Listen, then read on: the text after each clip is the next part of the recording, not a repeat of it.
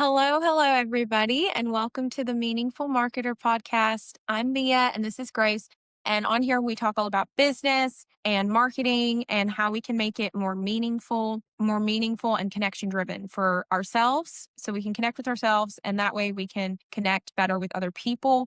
And we talk a lot about putting people first and just all about taking business and marketing back to what it should be all about, which is connection.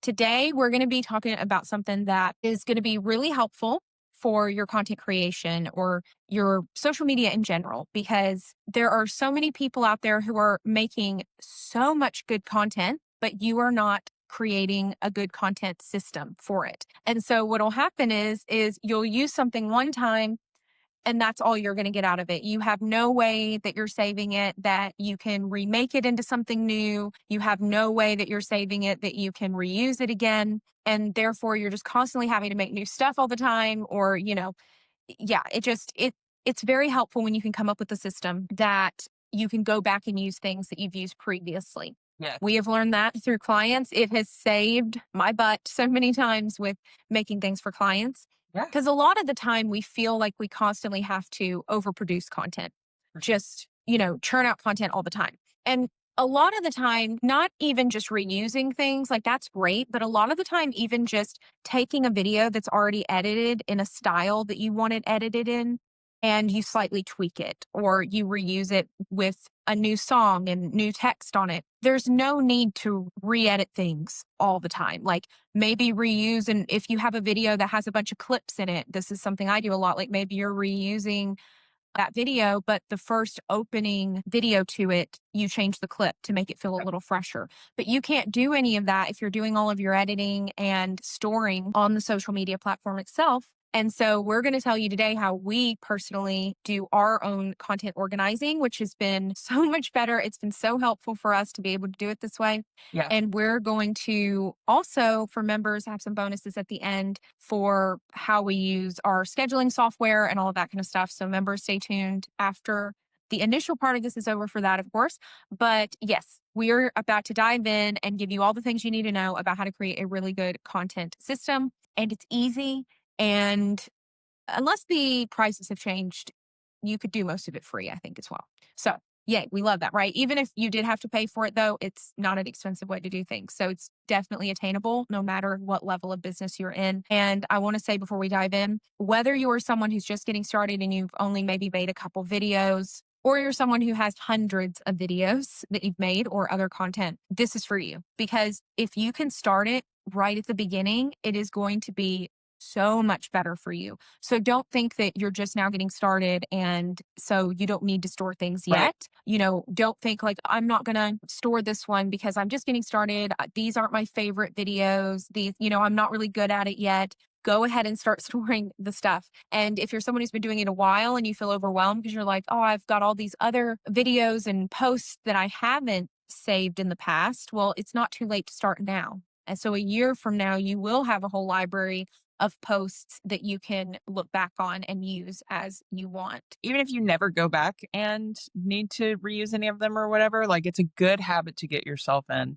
You would rather have them than not have them. And it's never too early to set a system in place and set yourself up for success. We have learned the hard way about all of this, and we have relied on editing softwares that don't, like CapCut, we don't use anymore. You know what I mean? Like, we've had to learn through trial by error. So I feel like we finally have a system that works for us, and we want to encourage you guys to not be intimidated by it and do the same. Yes. Like you were saying, Grace, with even if you don't plan on reusing things, like say at this time in your life right now, you are just completely against reusing things. You're like, I don't want to reuse anything. Still save it because time is money. Yeah, Time is valuable, absolutely. especially as a business owner. And so make sure that you are saving your stuff, because if not, you've literally just spent an hour, 30 minutes, whatever, on a piece of content that you're going to be able to use one time. One time, that's it.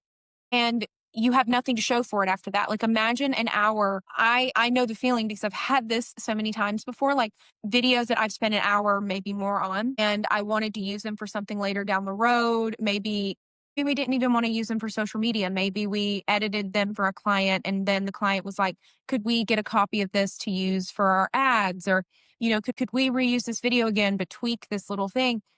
and I just see time flushing down the toilet.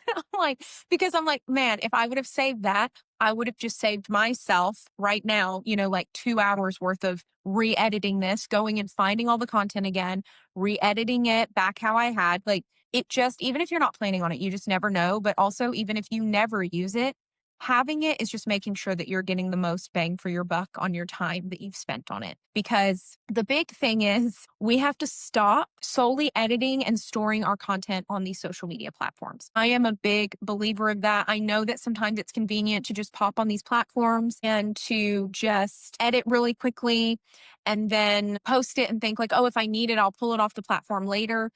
And it just doesn't work like that really. So once you've edited it in the platform, one, the platforms are really glitchy. If they glitch out, chances are you've lost all of your progress. You can't edit the text later on. So say if you had a video, say you had an event going on.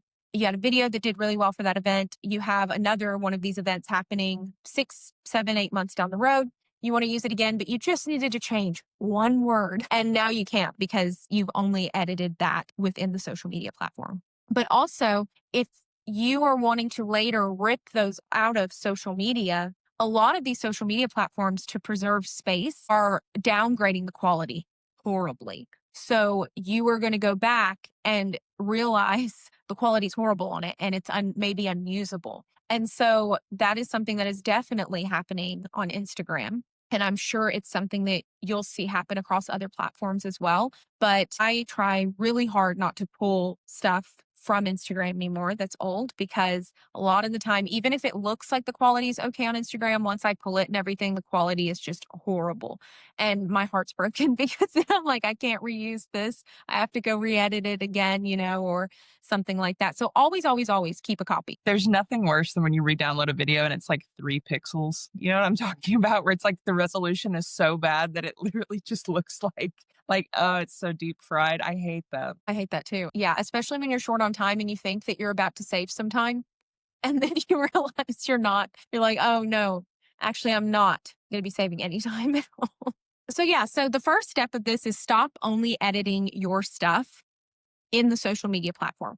If you are just hell bent on editing within the social media platform, then what I recommend that you do is once you have your video spliced up, you can save a copy of it right there. It'll take you 1 extra second. Save the copy, then add your text to it. So then you have the copy of it that you've edited.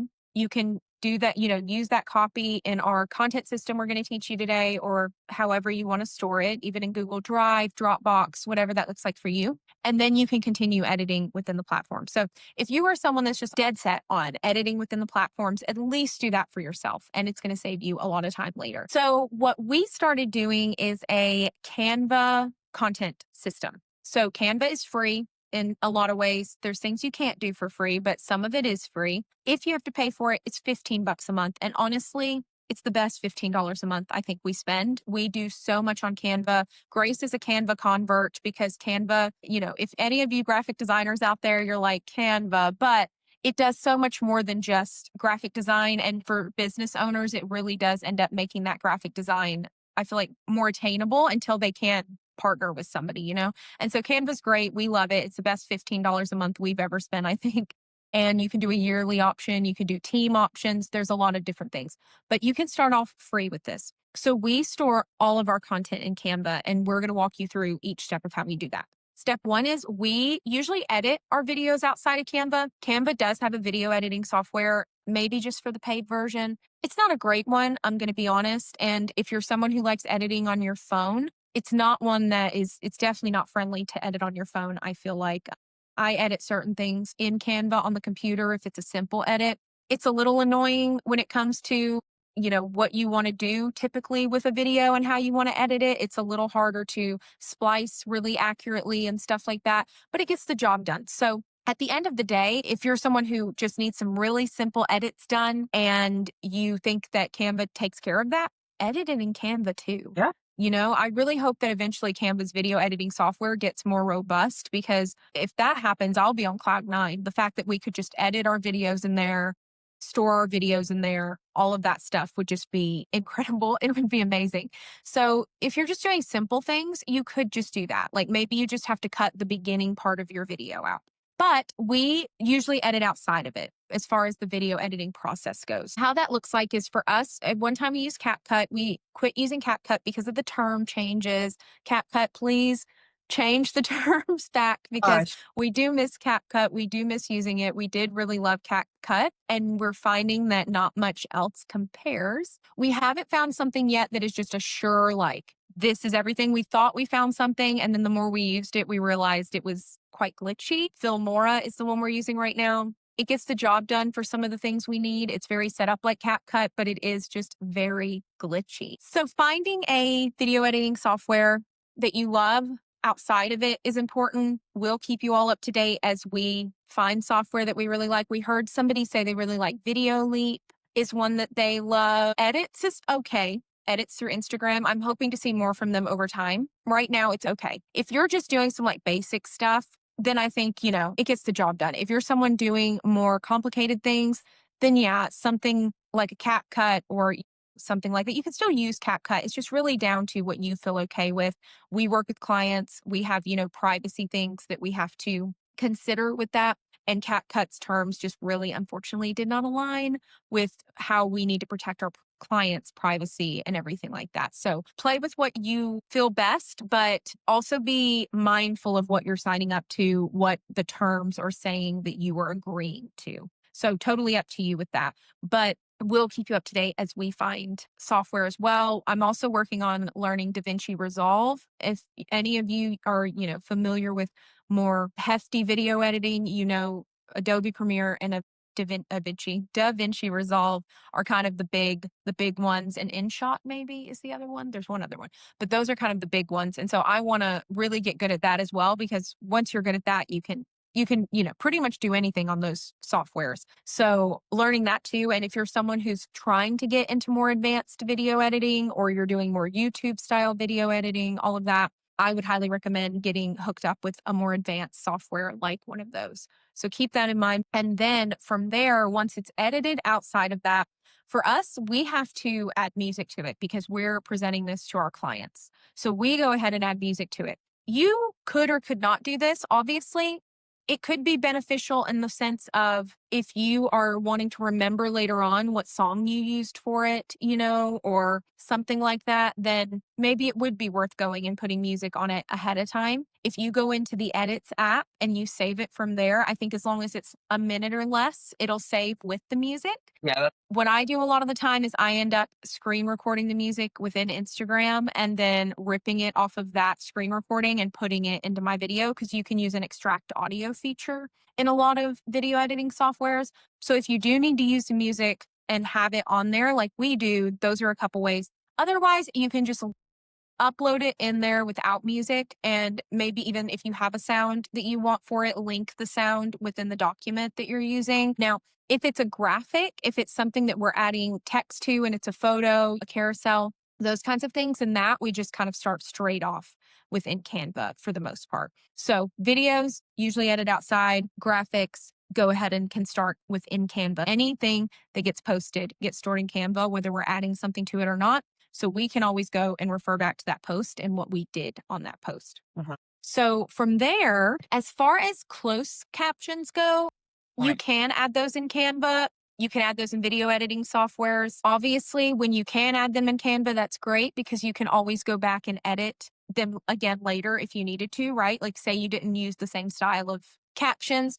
However, I've been using Veed and that's been really good for captions. It doesn't do a lot else, but we're learning with video editing software, most of them are really good at one thing. And that's why CapCut was so good. And so Veed's one thing pretty much. You can split videos in there and stuff, but pretty much it's one thing is like captions. And then it will do like B-roll photos, like AI generated B-roll photos, things like that you can do as well. But its big thing is captions, and it makes captions really easy. So I've been really liking using that for the time being while I'm learning other things and looking at other video editing softwares. How much is Veed? Is it free or do we pay for that one? If we pay for that one, you can do it free, but it's like the watermark stays on it. I think it's like 20 bucks a month or something like that. It's like 20 or $24 a month, I think. It's not much. I think if you pay for the year, you can get it cheaper as well. So it's not much. It stinks again to have to use multiple different softwares in order to, be able to do that. But if you're someone who uses a lot of captions on your stuff, and we have a client that I use quite a bit of captions on their stuff, and then a lot of our stuff we use captions on, it saves so much time because it's just you don't have to fuss with all of the mumbo jumbo that you normally have to with captions and other softwares where they just don't make them very user friendly. This one does. They're easy to edit.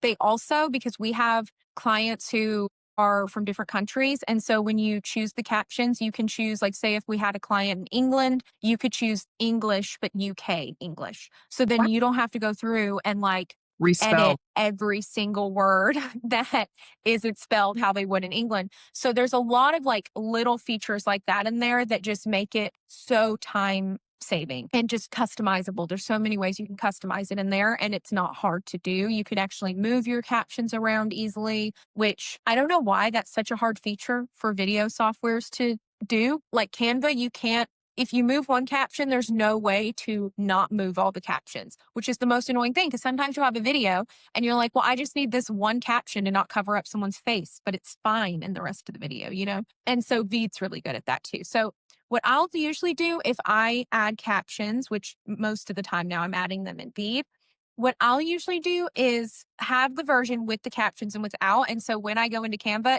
like I've already got the version without the captions right there too. So I just upload both into Canva.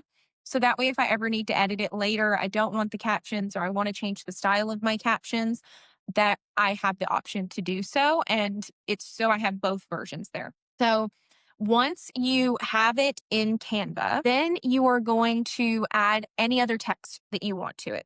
You can also do certain special things in Canva, like Canva, you can remove backgrounds and there's certain special things you can do. So again, you can do some light edits in there if you need to, but once you're in there, that is where, whether it's a photo, video, whatever it is, that's where you're actually going to add your text that isn't captions in there. You're putting a hook on your video, the text on your video that tells people what's going on, that, gives your tips, whatever it is, you are actually going to put that into Canva. And what we do is it's not a huge deal when it comes to what fonts and things you use as far as performance in Instagram. But I do feel personally, in my experience, that most of the time, the simpler you can keep them and the more like Instagram's fonts that you can keep them tends to be better. It's familiar to people. It just ends up being better than trying to get super fancy with it. So what Grace and I do is we have a document that we save all of our favorite Instagram fonts. I couldn't think of the word for them. Our favorite Instagram fonts in. They're not exactly like Instagram, but they're very, very close. And so we're able to just copy and paste those into the document and use those whenever we're ready. And that saves us a lot of time. And then you're not, going through a million fonts going, oh, maybe this one, oh, maybe that one. That's not a good use of time, right? So you're either using branded fonts or you're using the fonts that look like Instagram's fonts. But I would say, depending on what your branded fonts are, like be picky about if you're actually veering away from those more simple Instagram like fonts because you don't want it to be too complicated. There are people out there who I feel like get really fun and creative with it. And I think that's great, but I think that's a skill that you have to build over time to be able to do so in a way that's engaging and not just like somebody just saw a pretty font and just, threw it up on here or whatever. And so, yeah, be picky about that. But if you want to keep it simple, look at the fonts. Look up what fonts are similar to Instagram within Canva because they do have them in there that are very, very alike. And then have yourself a little document or something saved. You can copy and paste it in there, and then you can add your text to the video. And what this is going to do is, so say you make the video and then you notice you have a misspelling. Let's think of it from that perspective. It's happened to all of us at some point. I misspelled sustainable on somebody's stuff the other day. Mortified. No. And, autocorrect never works whenever you actually misspell something. It's like autocorrect works when you've spelled something and it's like, oh no, you actually meant to say this. And you're like, no, I didn't mean to say that. I meant to say what I put. But then when you actually misspell something, I'm like, where was autocorrect then? The word I spelled was not a word. Why didn't it correct it then? I don't understand. Anyways, so if you know the struggle, but say that you made the video and then there's a typo on it. It's going to save you so much more time rather than having to rewrite out all the text or remake the video for you to be able to go into Canva and literally just click on the word and then put in the correct spelling. Like, how much time is that going to save you? Also, if say one day you wanted to go back and edit the text, but you wanted to use the same video, you wanted the text to be slightly different, or you wanted to edit it completely different, then you can easily go in and do that. And it's right on your video, and you just go in and change the text. Usually, what I'll do if I'm changing it, I will duplicate the page in Canva. If you work in Canva, you know what I'm talking about.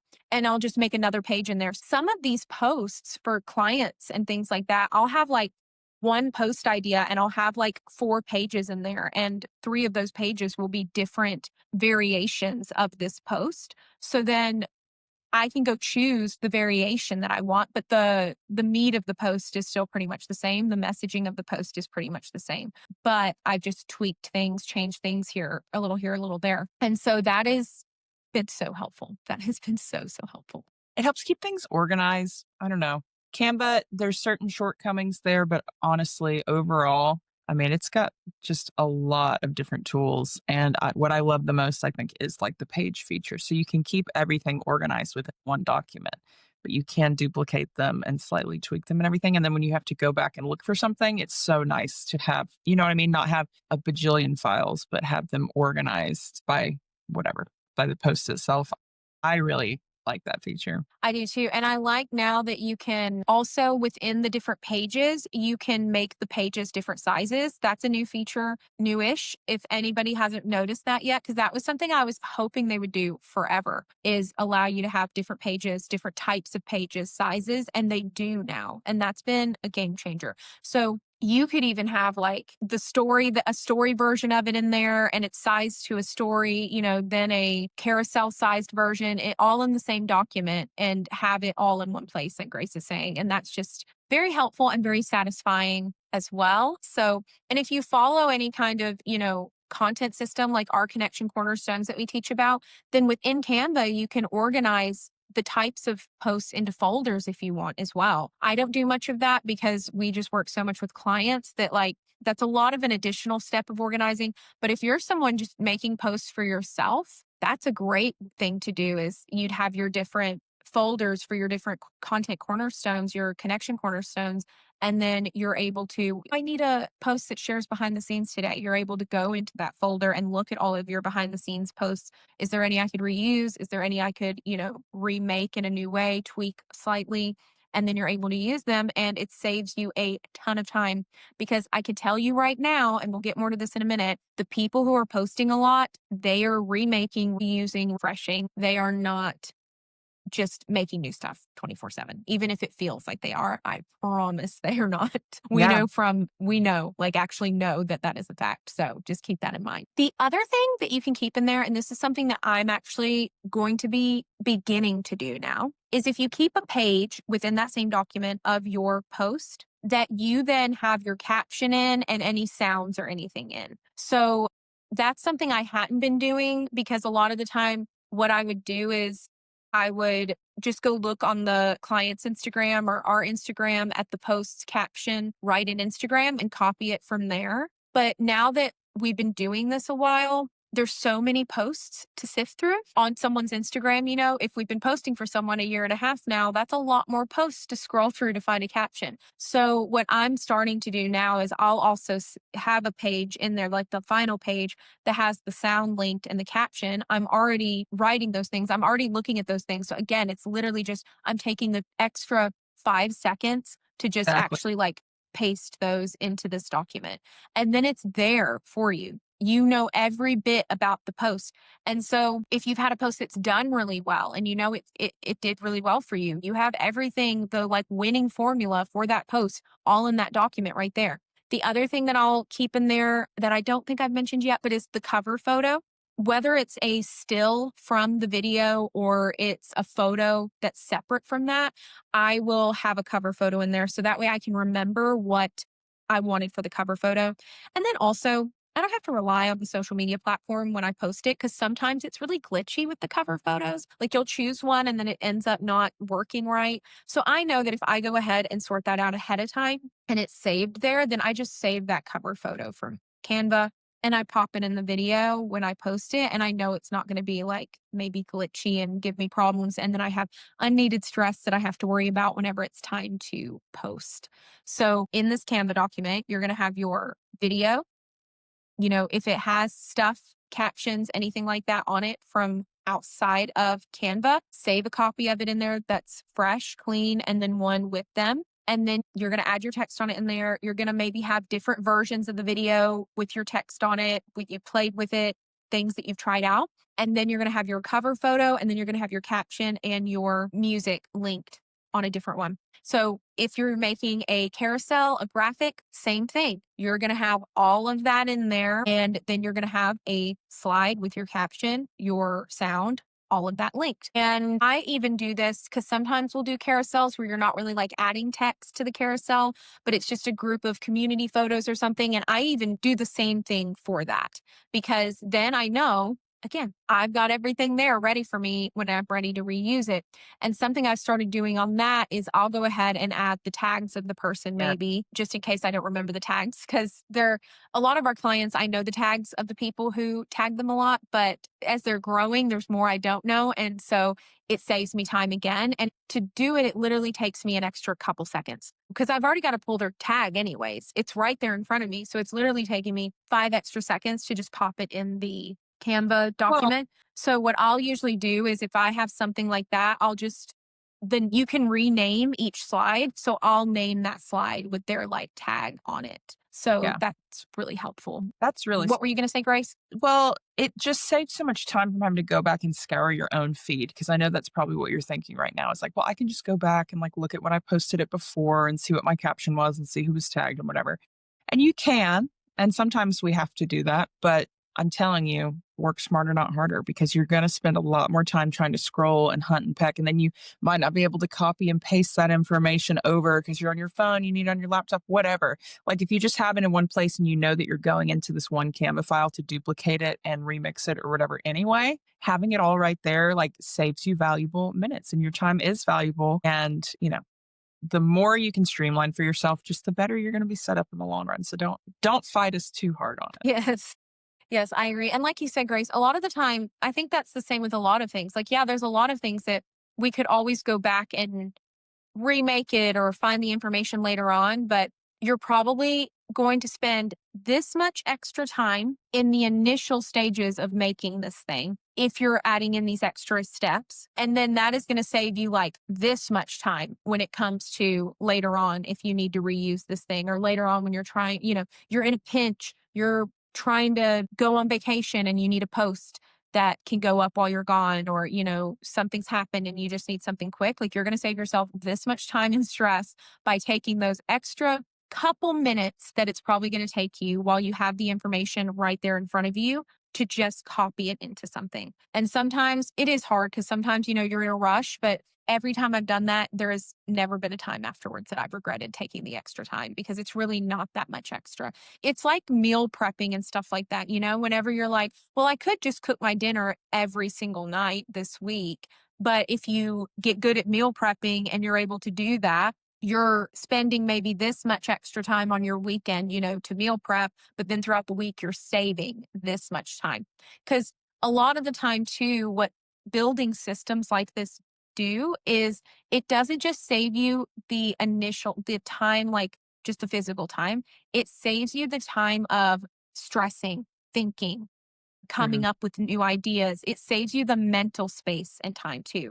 And there is something so special, so amazing when we not only think about what is saving our physical time, but what is saving our mental space and our mental That's clutter, because that is wasting time too. so And important. I think a lot of the time with time management and being a business owner, most of the time being wasted isn't always the physical time that we notice is wasted on things, but it's the mental clutter that we have and the time and energy we're spending on making decisions, on stressing over things. And I think that ends up being the biggest time waster of all. But we don't see it that way because we might be doing something else, but we're still wasting that mental time and energy up here stressing about this thing or trying to come up with the decision, you know?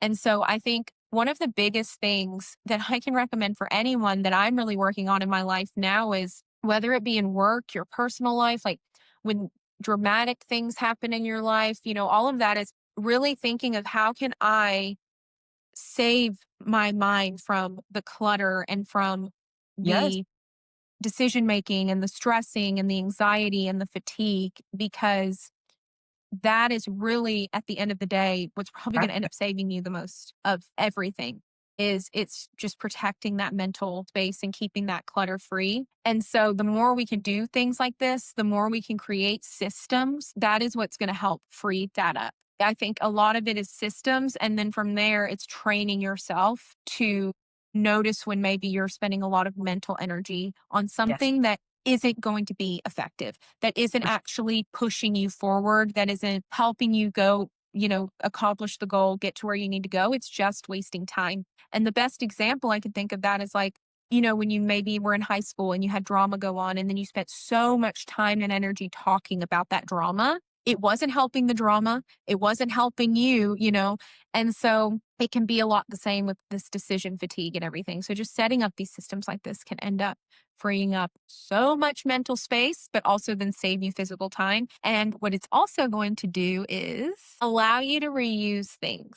And that is honestly the biggest part of this is I want to encourage you to reuse things, remix, reuse, refresh, however you want to do it, because that is really, like we've said throughout this video, going to save you so much time. Nobody knows that you've reused it. They either think they're seeing an old post resurface or, you know, they don't even remember it a lot of the time. They don't even remember it. And so just keep that in mind. Take the pressure off of yourself.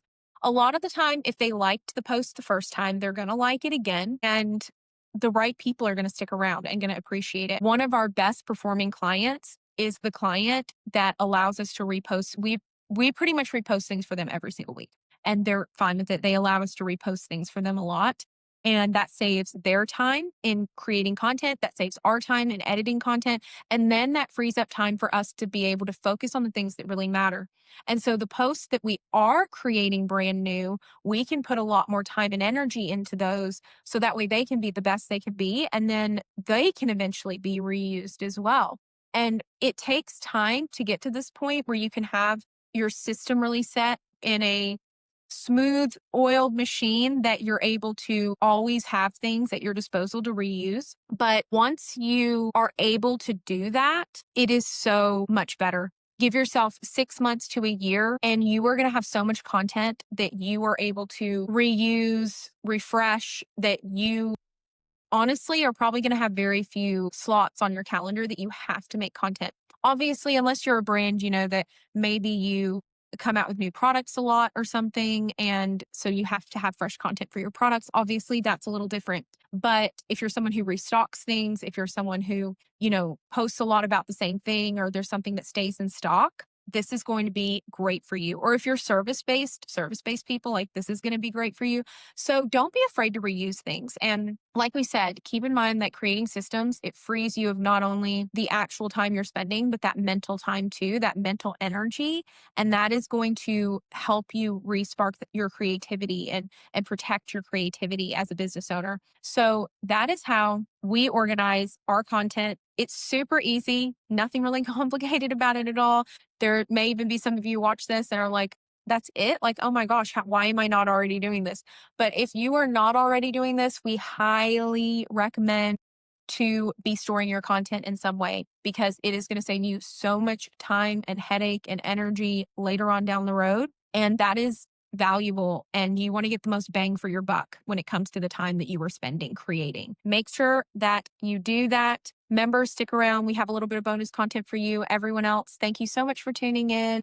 We release these every single week. So make sure to subscribe so we can continue chatting with you about all the marketing things and help you grow as a business, share our journey with you and everything like that. If you're looking for more resources to help you, we are about to come out with a class called the Social Media Makeover class. This takes you even in more depth into what we've talked about today, amongst so many other things, but there is a section in there that is just about organizing content within Canva and dives more into our system, kind of like takes you step by step, hold your hand with that. And so that is something to look into. And also our membership, the Meaningful Marketer membership, post templates, email ideas. You get bonus content on here, coaching calls each month. There's so many great things there that are just an affordable way to support you as a business owner every single month. So make sure to check those out. And we are over here cheering you on. We hope you have the best day, and we will talk to you soon. Bye, y'all.